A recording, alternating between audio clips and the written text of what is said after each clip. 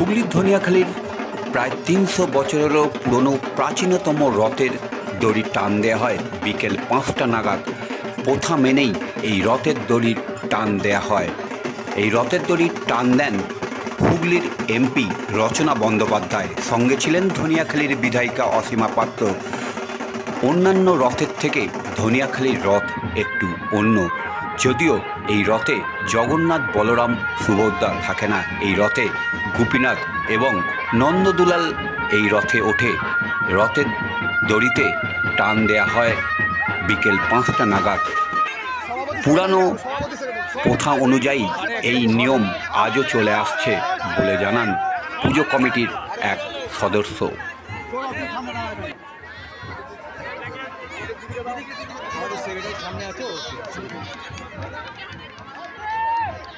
ধীরে সে ধীরে ধীরে সে ভালো তো সব।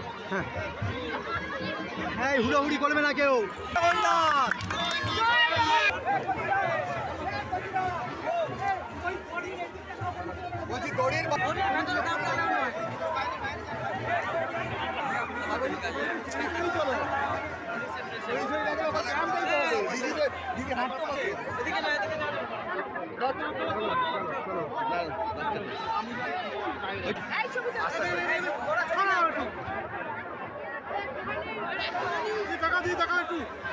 দিদি দিদি এদিকে।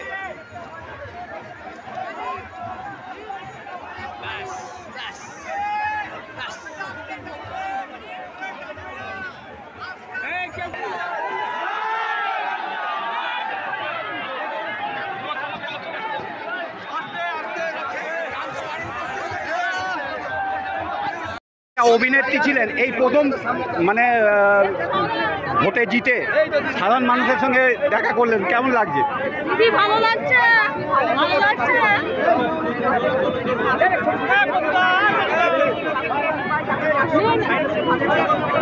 আগে কি রথ টেনেছিলেন এরকম ভাবে, মানে সবাইয়ের সঙ্গে?